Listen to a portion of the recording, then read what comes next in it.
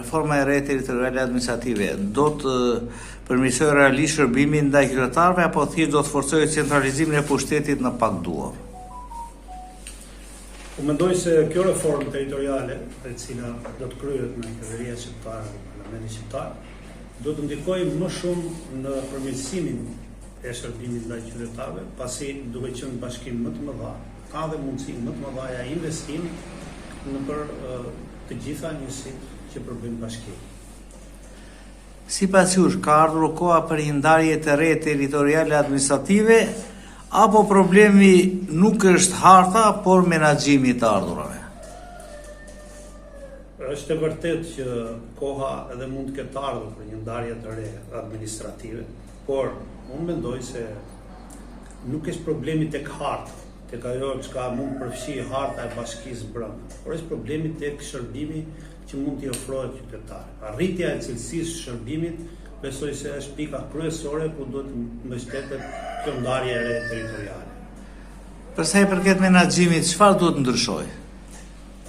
Sigurisht që te menaxhimi duhet ndryshojë që të jenë më të prekshme shërbimet ndaj qytetarit fundor, pra flasim dhe tek fshati më i fundit i njësisë më të largët, të jetë më i prekshëm nga ky qytetar.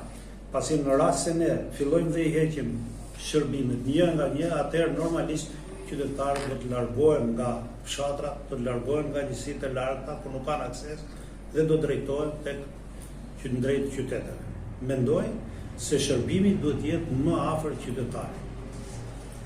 Nëse do të bëhet ndarje e re territoriale, cili duhet të jetë sipas jush kriteri kryesor? Eficienca financiare dhe ekonomike, përfaqësimi demokratik apo afrimi i shërbimit për komunitetin?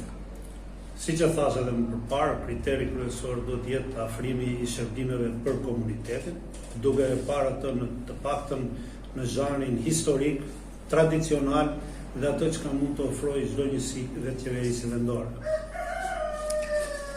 Nga ndarja e re territoriale që mendohet të bëhet së shpejti, si e gjykoni, do të fitojë më shumë qytetari apo do të ketë efekt politik? Për të ndërtuara me njëra tjetra. Nuk mund ta themi që njëra është të ndarë nga tjetra.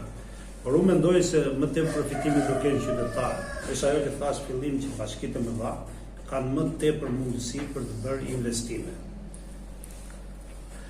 Si e mendoni ju sipas ndarjes së re territoriale njësinë të Cakran? Sigurisht ne mendojmë ashtu dhe siç është brenda bashkisë Fier. Pasi bashkia Fier duke qenë një bashki e madhe, ka dhe mundësinë për të bërë investime më të mëdha, të cilat njësia nëse do të ishim më vete nuk do mundeshim që t'i bënim. Ne vetëm si vjet kemi një zharë të madh investimesh në njësinë administrative Cakra.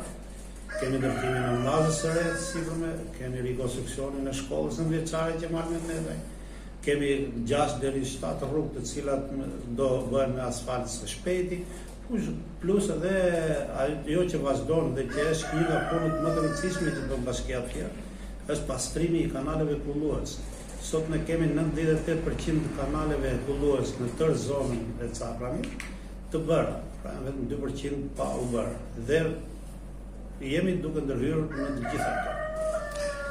Ndarja e re territoriale duhet të jap më shumë akses njësive administrative te fondet publike dhe të ardhurat e siguruara nga taksat? Unë nuk do të isha me këtë. Unë do të isha sepse do të isha më tepër te shërbimi. Pra njësitë administrative të kenë mundësinë e shërbimit më